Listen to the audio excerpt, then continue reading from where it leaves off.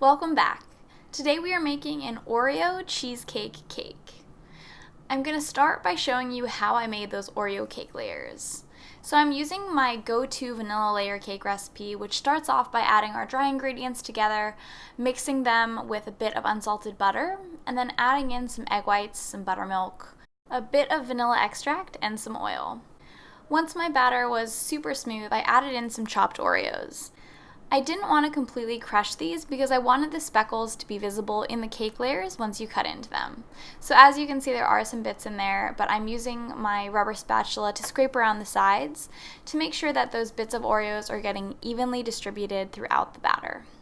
I ended up adding 1.5 cups of Oreos, and that gave me the perfect consistency and look that I was after. Once my batter was ready to go, I poured it into 3 pans that I prepared, using a bit of parchment paper and some nonstick spray.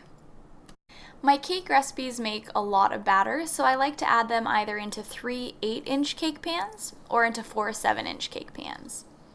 I like to use a digital scale to help make sure that all of my pans have the same amount of batter in them, and then I popped my pans into my preheated 350-degree oven. While my cake layer is baked, I worked on that delicious cream cheese filling. So to make it, I'm using 2 blocks of cream cheese, which are at room temperature, and I'm mixing them on a medium-high speed with my whisk attachment until the cream cheese is nice and smooth.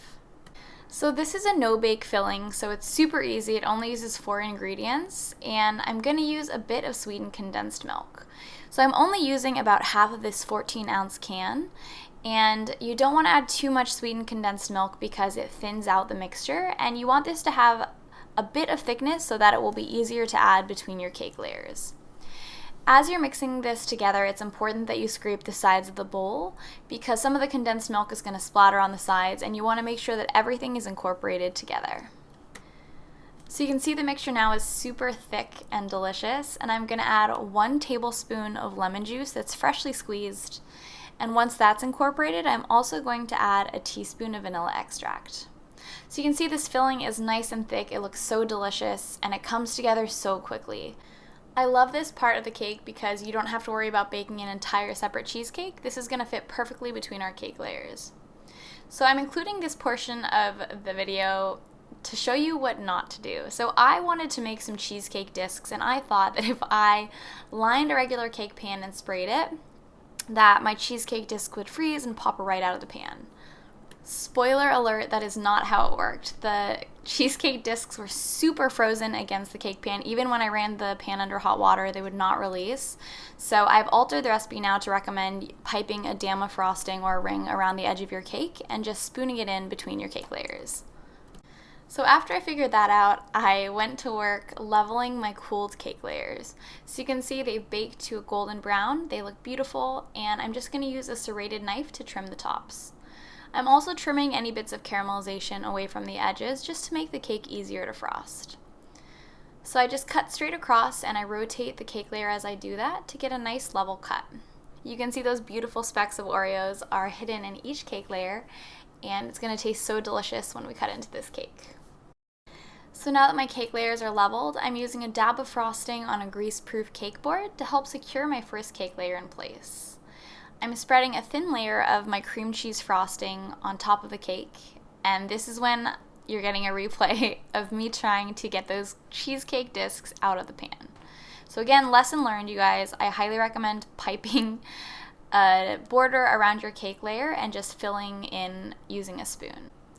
I also found that my cake, when I chilled it in the freezer after the crumb coat, it didn't really set fully, and the extra ring of cream cheese frosting really helps keep that filling in place and gives the cake stability. So again, I highly recommend piping a ring of frosting around your cake layers and spooning in your filling as opposed to discs. So once I had traumatically assembled all of my cake layers, I spread a thin layer of frosting all around the cake to act as my crumb coat. I did choose to use cream cheese frosting on this cake just because I wanted to really stick with that cheesecake theme, and I think that the cream cheese frosting does that so well.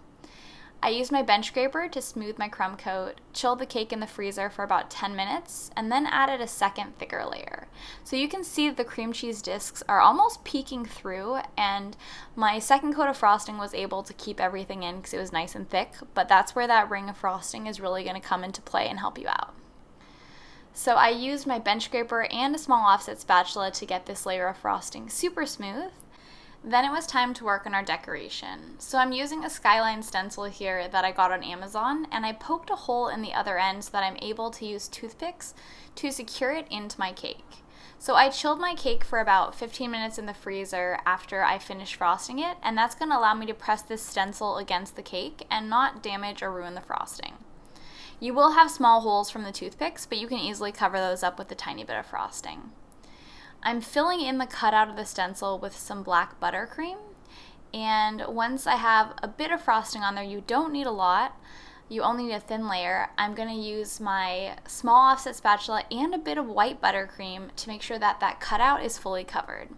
I know you guys are probably thinking like, why the white frosting, but it creates kind of a cool marbled effect, and I wanted this cake to be more exciting than just black and white, and I think that adding the white frosting really took this look to the next level.